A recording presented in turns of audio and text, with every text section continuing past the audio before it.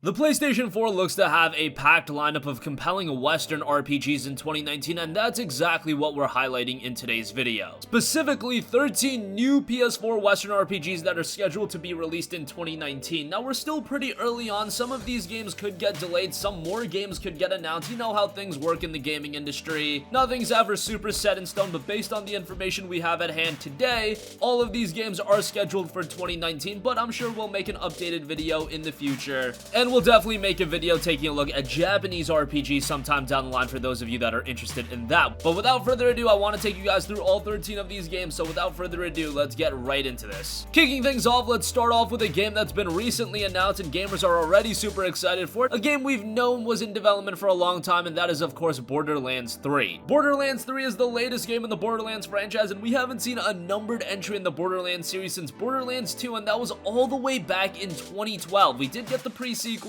however that seemed like more of a fill the gap kind of game, but 7 years since the release of Borderlands 2, we are finally getting Borderlands 3, and the game looks like it's going to retain a lot of the fundamentals from Borderlands 2, but it's going to get even zanier, even crazier, and of course now on the PlayStation 4, it is seeing a massive upgrade. If you're a fan of the open world shooter looter that is Borderlands, Borderlands 3 is going to be right up your alley, and if you've yet to experience Borderlands, come on, you gotta do yourself a service and play those games. You can check out all of the games on the PlayStation 4 as well, as they were all remastered, but Borderlands 3 is definitely going to be on another level as it drops September 13th. Next up, we have a pretty interesting RPG in For the King. Now, For the King is a game that's already been released on PC, received very strongly over there, but now it's making the transition to the PlayStation 4, and the game is a strategic RPG that blends tabletop and roguelike elements in a challenging adventure that spans the realm. Set off on a single-player experience or play cooperatively both online and locally. It's a challenging blend of strategy, JRPG combat, and roguelike elements. Each playthrough is made unique with procedurally generated maps, quests, and events. Brave the relentless elements, fight the wicked creatures, sail the seas, and delve into the dark underworld. For the King is scheduled for a PlayStation 4 release sometime in May. Next up, we have a new IP that I am personally very excited for, made by the new studio in Experiment 101 and published by THQ Nordic. It is Biomutant. Biomutant, again, is one of the most interesting games that I've seen announced in recent memory. It's an action RPG set in an open world environment, a post-apocalyptic open world, but at the same time, super vibrant and colorful in presentation, and the main character, the playable character, is a raccoon-like creature, and the first thing you're gonna do when you play this game is customize your own character. That includes sex, length, body shape and thickness, fur, fangs, and many other attributes, but these are not just cosmetics. How you alter your physical features is going to have a direct impact on the statistics of the playable character during the gameplay. For example, a thicker character is heavier, which makes it slower, but on the flip side allows it to deal and resist more damage. The combat system itself is also very compelling, combining melee attacks with long-range shooting. It is just such an interesting and unique game. I almost want to say charming just because of the main character, but it definitely has a little bit of an edge to it as well. We don't have an official release date at this point, but it is scheduled for a release sometime in 2019. Next up, I do want to give a shout to Kingdom Come Deliverance Royal Edition. Now, Kingdom Come Deliverance was a game that was released last year. However, I was saying for a long time that this was a game I could easily see get a complete edition, and now we're finally getting that with the Kingdom Come Deliverance Royal Edition. And so now you're picking up the Royal Edition for $39.99. You're getting the base game, you're getting a bunch of additional content. It is the time to get into KCD, and if you don't know what the game itself is, it's an open world historical RPG with some phenomenal visuals, and this includes a lot of extra add-ons: treasures from the past, from the ashes, the amorous adventures, band of bastards, and even an upcoming DLC in a woman's lot. You get all of that additional content as a part of the game. You get the base game. All of that for $40 is incredible. Kingdom Come Deliverance Royal Edition will be dropping May 28th. Next up, we have Warhammer Chaosbane. In Warhammer Chaosbane, you'll be able to play across a variety of different classes, and each class offers the player distinct abilities and gameplay. As you cooperate online or locally with up to 4 players, cooperation and strategic planning will be essential to doing away with the hordes of the chaos. They're also introducing a unique mechanic, Bloodlust, which lets loose a devastating power that can change the outcome of battle. The first hack and slash to take place in the Warhammer Fantasy Battles world, Chaosbane plunges players into the heart of the old world, a continent marked by the Great War against Chaos, a bloody conflict which ravaged the Empire of Men. Looks like a pretty good RPG. Warhammer Chaosbane will be hitting the PlayStation 4 on June 4th. Next up, we have a free-to-play title in Dauntless. Now, Dauntless was a game that was really climbing up and started getting a lot of attention surrounding it. However, during the development of Dauntless, the announcement of Monster Hunter World took the wind out of its sails. However, Dauntless still looks to be a very good game. This is a game that's been in beta on PC, it's been received well over there, and unlike Monster Hunter World, which is a full-price game, Dauntless is going to be a free-to-play experience, and the PlayStation 4's free-to-play offerings has really been expanding, and Dauntless is another game that's going to add depth to it. Now, the game itself takes place in a fantasy setting where a cataclysmic event has torn the world apart, releasing monstrous creatures known as behemoths that prey on the surviving humans. Players take on the role of slayers to take down behemoths, collecting loot that they use to craft and upgrade weapons and equipment as to take down larger and more powerful behemoths. So you can definitely see where the Monster Hunter comparisons are coming in, has that general formula. However, the game is definitely going to have its own unique elements, and we'll see how it translates to the PS4 as Dauntless is scheduled for release in summer of 2019.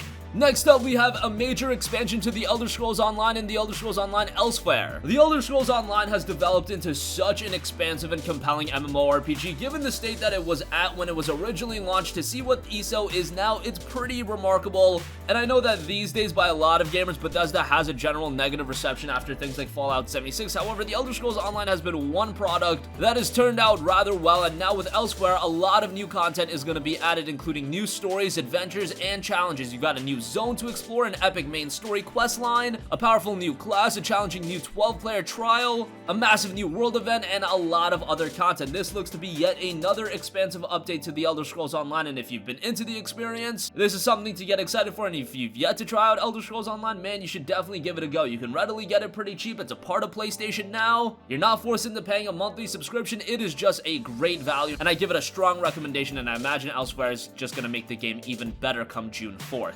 Next up, we have another PC RPG making the transition to the PlayStation 4, and that is Torchlight 2. Torchlight was a game that had a lot of attention back when it was released, and Torchlight 2, same thing happened with that. However, since the release of Diablo III and Path of Exile, it seems like Torchlight 2 has kind of fallen to the wayside, but now it's coming to the PlayStation 4, and it's great timing for it. We've got a new Torchlight game in development in Torchlight Frontier, and now we have the dungeon crawling action RPG coming to the PlayStation 4. Now, is it as good as Diablo 3 or Path of Exile? I'll leave that decision up to you, but Torchlight 2 offers its own compelling experience, and if you're into dungeon crawling gameplay, this is gonna offer you a lot to like, and given all the content that you're getting out of the game as well for how much you're paying, I think Torchlight 2 is still gonna have a decent spot on the PlayStation 4, and I definitely wanted to give that a mention as these dungeon crawling RPGs have been gaining more and more traction on the PlayStation 4, and I think Torchlight 2 will offer a lot to like when it drops fall of this year. Next up, another PC RPG coming to the PlayStation 4 is Pillars of Eternity 2 Deadfire. Pillars of Eternity 2 was a follow-up to the first Pillars of Eternity, which is already available on the PlayStation 4, and that game made an incredibly smooth transition from PC controls, you know, you're talking keyboard and mouse, to the DualShock 4 controls. It was very playable on the PlayStation 4. However,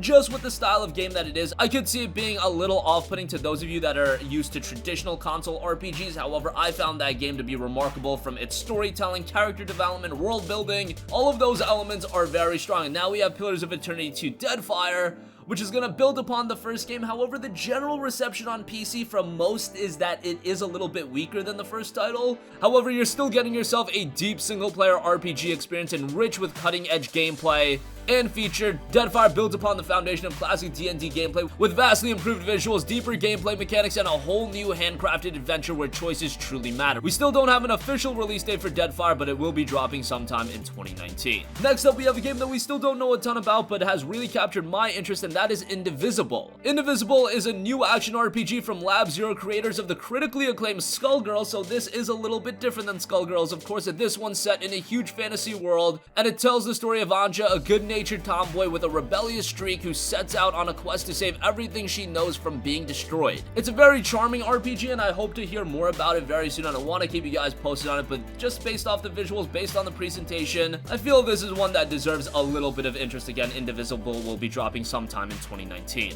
Next up, we have an open world RPG that took the world by storm, but it seemingly fell off a little bit, and that is The Outer Worlds. This is a brand new open world RPG coming from the guys at Obsidian, the guys that did Fallout New Vegas. They also did South Park The Stick of Truth, the aforementioned Pillars of Eternity. They have a very strong track record, and now we have a brand new sci-fi RPG, and so far it looks like this is a game that's gonna have a lot of choices, solid gameplay, although it seems like some are being a little bit off-put by the visuals. I guess that it does generally look like an older title. However, it's not like Obsidian is a studio that's always accentuated great technical prowess or anything like that. So I think what we're gonna get out of the Outer Worlds is still gonna be rather compelling. Maybe some of that disappointment comes from the PC version being an Epic Games Store exclusive, I don't know, but what I'm seeing out of the Outer Worlds still has me very interested, and I think it's gonna be a game worthwhile to play. It's not gonna be a super lengthy game like a lot of other open world RPGs.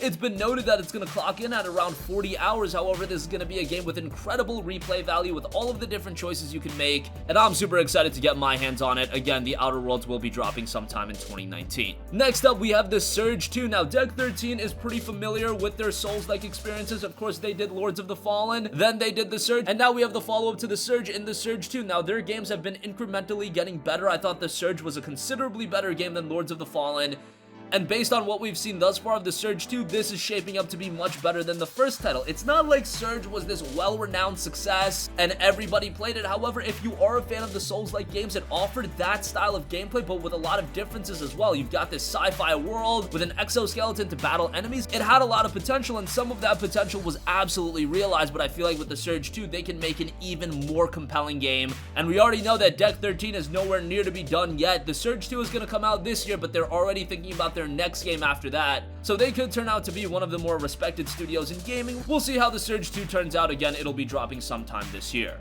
And lastly, we have another more PC-centric RPG in Wasteland 3. Of course, Wasteland 3 is coming from the creators of Wasteland 2 and Torment Tides of Numenera, so expect some great storytelling out of these games. Now we have Wasteland 3, a party-based RPG. It's got a renewed focus on trademark complex storytelling, including vehicles, environmental dangers, and a revamped, more fluid action system. Wasteland 2's deep tactical turn-based combat system and unique encounter design is also being evolved. Wasteland 3 looks to be a sizable improvement upon Wasteland 2. We still don't know a ton of information about it, but more and more info is coming out, and if you are into Wasteland 2, again, Wasteland 3, a significant improvement upon that. It is scheduled for release sometime this year. And that's gonna conclude this video. Again, for the rest of 2019, we have a ton of exciting Western RPGs, and then if you're open to Japanese RPGs as well, man, you're just looking at a great year of RPG releases on the PlayStation 4. Again, we'll be going over the JRPG releases in a future video, and as we hear updates, we'll keep you guys posted in terms of what games are delayed, what games are announced, and everything like that. That's gonna conclude this video. Make sure to sound off with all of your thoughts in the comment section down below.